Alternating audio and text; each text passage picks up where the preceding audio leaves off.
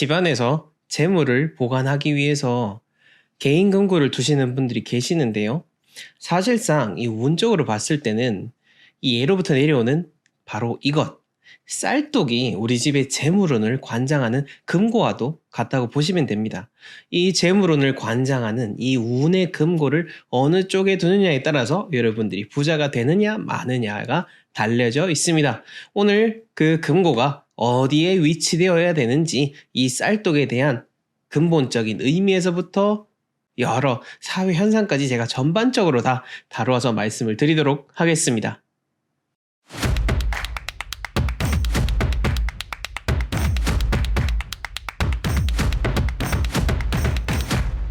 부자들이 모여 사는 멋진 공간에 오신 것을 환영합니다. 저는 풍수 큐레이터 멋지동입니다. 오늘은 쌀독 그리고 쌀에 대한 그 의미, 방향, 여러 가지 전반적인 것들에 대해서 여러분들에게 말씀을 드리려고 합니다. 자, 본격적인 내용에 들어가기 앞서서 지금 현재 촬영 시점으로부터 9월 21일이죠. 9월 21일에 용산 아이파크 문화센터에서 제가 오프라인 풍수 인테리어 특강을 진행하니 관심 있으신 분들은 하단 고정 댓글에 나와 있는 링크 참조해 주시면 되겠습니다. 네, 쌀독의 위치라든지 그 쌀독 자체에 대한 의미를 말하기에 앞서서 우리가 쌀독, 말 그대로 우리가 쌀에 대한 본질적인 의미부터 먼저 생각을 해봐야 됩니다. 쌀이라고 하는 것은 여러분들 쌀밑자 다 아시죠? 이렇게 생긴 쌀밑자인데 이 쌀밑자가 어떤 글자냐면은 8팔자와 10, 그리고 8팔, 그래서 88, 이 벽실을 뿌려가지고 쌀을 수확하기까지 사람의 손이 88, 88번 내 손을 거쳐야 우리가 먹는 이 흰쌀을 얻을 수 있다라는 의미로 해서 쌀밑자라는 글자가 나왔습니다. 그만큼 사람의 손이 많이 깃들어 있다는 것, 사람의 정성, 사람의 기운이 가득 담겨져 있기 때문에 그래서 우리가 쌀이라는 것을 음식 중에서도 가장 중요하게 생각을 해야 되는 겁니다. 이 쌀이라는 건 말이죠. 우리나라에서 2001년도에 그 청주에서 무려 14,000년이나 이전에 있었던 그 벽시가 처음 발굴이 됐습니다. 이걸 통해서 봤을 때 선사시대에서부터도 인간의 첫 시장인 우리 선조들 때부터 이미 쌀을 주식으로 했다라는 것을 알 수가 있는 겁니다. 그리고 역사가 쓰여진 시기에서부터도 보면은 조선시대 때까지 진짜 말 그대로 쌀이라는 것은 금과도 같았고 임진왜란이 일어난 직후에는 쌀 자체가 말 그대로 금보다 비싼 시기가 있기도 했습니다. 그렇게 뭐 여러 가지 우리나라가 힘든 시기를 거치고 또 일제식민지도 거치고 또 6.25까지 거치면서 정말로 쌀밥을 먹는 게 자체가 부의 상징처럼 만들어졌는데요. 이 쌀이 우리가 지금처럼 흔하게 대중적으로 모든 사람이 먹을 수 있게 된 거는 1970년대에 이 통일미가 나오면서부터 이제 우리나라 사람들이 다 같이 이렇게 누구든 편하게 쌀밥이라는 것을 먹을 수 있게 됐습니다. 그만큼 쌀이 이렇게 보편화되기까지는 얼마 되지 않았다는 거. 불과 4, 50년도 되지 않았다라는 거죠. 그 4, 50년 이전에는 그만큼 귀한 의미가 있었다라는 것을 우리가 생각한다라면은 쌀이라는 거 함부로 두면 안 되겠고 또 밥이라는 거 함부로 남기거나 하면 안 된다라는 것을 우리는 알 수가 있습니다. 네, 이렇게 해서 이제 우리가 쌀독의 위치에 대해서 아마 이걸 제일 궁금해 하실 텐데요. 쌀독의 위치는 말씀하시는 분들마다 좀 다 다르지만은 저는 그렇습니다. 제 기준에서 봤을 때는 이렇게 집안에 있으면은 서쪽에 두시는 게 제일 좋고요. 만약에 주방이 이렇게 북쪽에 있는다 하면은 이 주방 공간 안에서도 서쪽에 두시면은 되지 다른 거 복잡하게 생각하실 필요가 없다라고 생각을 하고 있습니다. 이 영상을 제작하기까지 여러 가지 영상들을 다 쭉 훑어봤는데요. 보통 이제 사주를 베이스로 하시는 분들이 북동쪽이나 동쪽 같은 것을 언급하긴 하는데 글쎄 모르겠습니다. 어찌됐건 간에 풍수라는 거는 땅을 바탕으로 현장을 많이 본 풍수 전문가가 하는 말이 더 맞지 않겠냐라는 제 개인적인 생각을 말씀드려 봅니다. 자, 그래서 결론적으로 쌀독 위치는 집안에서 서쪽, 그리고 주방 안에서 서쪽, 요것만 딱 기억하시면 되겠습니다. 그 다음에 이제 위치에 대해서는 알게 됐다. 라고 한다면은 그 다음에 모양이라든지 크기에 대해서도 관심이 많을 텐데요. 또 이것도 여러 가지 영상에서 많은 분들께서 뭐 모양이나 크기에 대한 의미를 다루고 계시는데 저는 사실 여기에 대해서는 큰 의미를 둘 필요가 있나라는 생각이 듭니다. 각자 하고 싶어 하는 모양대로 두시면 될 것 같고요. 저 같은 경우에도 저는 이제 꽃무늬를 좋아하다 보니까 이 흰색은 아닌데 약간 뭐 요거랑 좀 비슷한 것 같습니다. 요런 거 10kg짜리 하나 해가지고 쌀떡을 해놨습니다. 10kg라고 한다면은 쌀떡이 최대한 이제 가득 차도록 해놓고요. 중요한 거는 이 쌀떡이 다 비어가기 전에 쌀떡을 채워야 된다라는 겁니다. 즉 우리가 지갑에도 항상 현금을 채워 가면 좋다라고 하는 것처럼 쌀떡도 당연히 마찬가지겠죠. 쌀떡에 쌀이 마른다라고 하는 그 의미 자체가 좋지 않기 때문에 쌀이 조금 이제 끝나간다 싶을 때쯤 마르기 직전, 바닥이 보이기 직전에 새로 좋은 쌀 사가지고 또 이렇게 채워놓고 식사 맛있게 하시고 하면은 좋을 것 같습니다. 그리고 한 가지 더. 그 쌀떡 자체는 어찌됐건 간에 보이지 않는 곳에 두는 게 가장 최우선의 원칙입니다. 집안에서 귀중한 것들은 드러내는 게 아니라 감추어야 됩니다. 우리가 밖에 나가면서도 어떤 귀중품이라든지 이런 거는 밖에 최대한 드러내지 말자라고 하지 않습니까? 이거는 이제 예로부터 여러 가지 현실적으로 뭐 견물생심이라 해가지고 여러 가지 도난의 우려도 있고요. 그리고 운적으로 봤을 때도 좋은 게 드러나 있거나 하면은 오히려 시샘을 하게 되기 때문에 나쁜 일이 벌어질 수가 있다라는 겁니다. 그래서 가급적이면은 보이지 않게 감춘다라는 의미로 우리가 생각을 하고 쌀떡 역시나 집안에서도 보이지 않는 쪽으로 두는 것이 가장 좋다라는 거 여러분이 생각하시면 되겠습니다.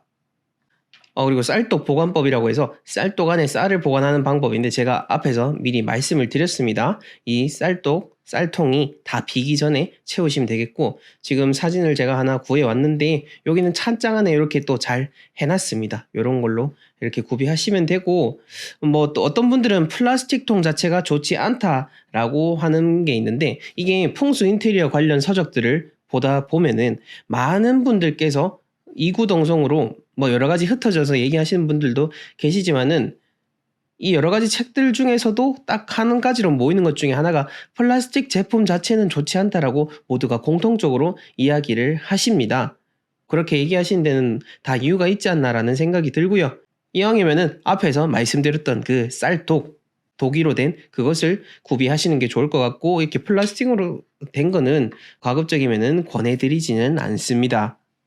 자, 그 다음 햇반은? 이라고 물어보시는 분들 분명 계실 겁니다. 요즘 뭐 밥을 안 짓는 분들 그리고 1인 가정이라든지 젊은 분들께서는 뭐 쌀을 직접 해가지고 밥을 안 지어 드시는 분들 계시다 보니까 햇반 많이 구비해 두실 텐데 햇반도 쌀떡과 마찬가지의 의미로 생각을 하시면 됩니다. 쌀떡은 보이지 않는 곳에 두죠. 마찬가지로 햇반도 밖에 이렇게 차고차고 뭐 여러 가지 통조림이라든지 라면이라든지 이렇게 같이 해놓는 경우도 있습니다만은 같이 놓든 뭐 따로 놓든 간에 보이지 않는 쪽으로 여러분들이 보관하는 것이 여러분들의 집안의 운, 재물운에 큰 도움이 된다는 것을 기억하시면 되겠습니다.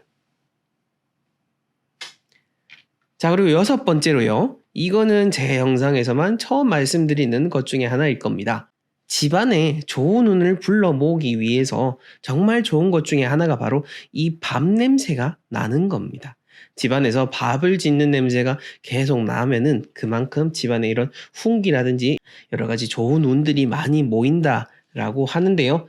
어찌 보면 요즘 시대는 좀 맞지 않다라고 생각이 들 수도 있겠습니다. 아까 앞에서 봤던 햇반을 돌려 먹는다든지 그런 식으로 밥을 지어 먹는 것보다는 가공된 식품들 위주로 하다 보니까 그런데 만약에 이제 조금이라도 내 집안에 좋은 운을 한번 모아보고 싶다라고 한다면은 조금 번거롭더라도 좋은 운도 모으고 건강을 챙길 겸 해서 밥을 직접 지어가지고 집안에 밥 냄새를 매일 이렇게 풍기는 것도 좋을 것 같습니다. 아니면은 뭐 며칠에 한 번씩이라도 이렇게 밥을 돌려가지고 밥솥을 통해서 밥 냄새 풍기고요. 그리고 그 밥은 냉동실에 소분해가지고 보관했다가 전자레인지 돌려서 꺼내서 드시면 되니까 이 멋진 공간에서만 말씀드릴 수 있는 가장 좋은 꿀팁이 아닐까라는 생각이 듭니다. 자, 이렇게 제가 쌀과 쌀떡에 대한 의미를 말씀을 드렸는데요. 요즘 시사적인 문제 중에 하나가 이 우리나라가 이 쌀에 대한 소비량이 매년 줄어들고 있다고 합니다. 뭐 그건 당연한 거겠죠. 대부분 사람들 밥을 먹는 횟수는 줄어들고 밀가루 음식을 먹는 그거는 점점 늘어나기 때문이죠. 하지만 앞으로 사회적으로도 봤을 때 쌀 자체가 국내에서 소비가 돼야지 자급자족을 할 수가 있게 되고요. 앞으로 시대가 점점 흐르면 흐를수록 그 나라 안에서 식량을 얼마나 자족하는지에 따라서 그 나라의 국력이 좌우된다라고 할 수가 있습니다. 그런 의미에서 우리나라가 점점 쌀 소비량이 줄어든다라는 것은 그만큼 나라 경제에도 적신호라고 할 수가 있습니다. 이 쌀이라는 것은 밀보다도 더 직접적으로 우리 몸에 좋은 영양소를 섭취하도록 도와주기 때문에 유엔에서는 미래 식량으로도 지정을 했지만은 사실 뭐 유엔에서든 서양에서든 이렇게 지정하는 것보다는 우리나라는 아까 제가 처음에서도 말씀드렸지만은 14,000년 전부터 벽시가 나왔던 그런 나라입니다. 그래서 어찌 보면은 가장 세계에서 우수한 나라 중에 하나고 가장 좋은 식량을 일찌감치 먹고 발전해온 그러한 나라가 바로 대한민국이라는 나라입니다.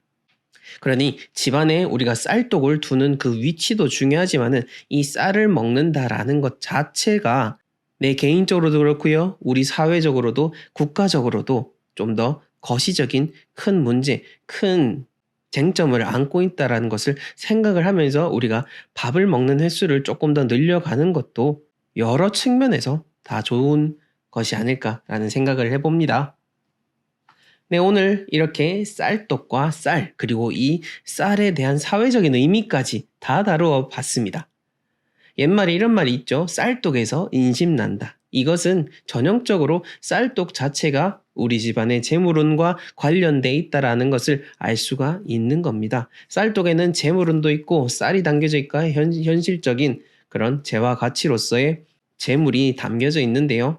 우리가 다 그렇지 않습니까? 쌀떡도 그렇고 내 배도 그렇고 내 배가 굶주리고 내 주머니가 허전하면은 당연히 주변에 베풀 수가 없고 인심이 나지가 않습니다. 그래서 제가 매번 매 영상마다 거의 부자라고 하는 겁니다. 부자가 뭐 그냥 나 혼자 먹고 나 혼자 잘 먹고 잘 살자 이게 아니고요. 제가 말하는 부자라는 것은 내가 풍족하고 내가 마음이 가득 차야지 다른 주변에 같이 또 나눠줄 수 있고 다른 사람도 잘 될 수 있도록 하는 것. 그게 바로 진짜 부자의 마인드고 그러한 부자가 되자라는 취지로 제가 매일 이렇게 영상을 찍고 여러분들에게 말씀을 드리는 겁니다.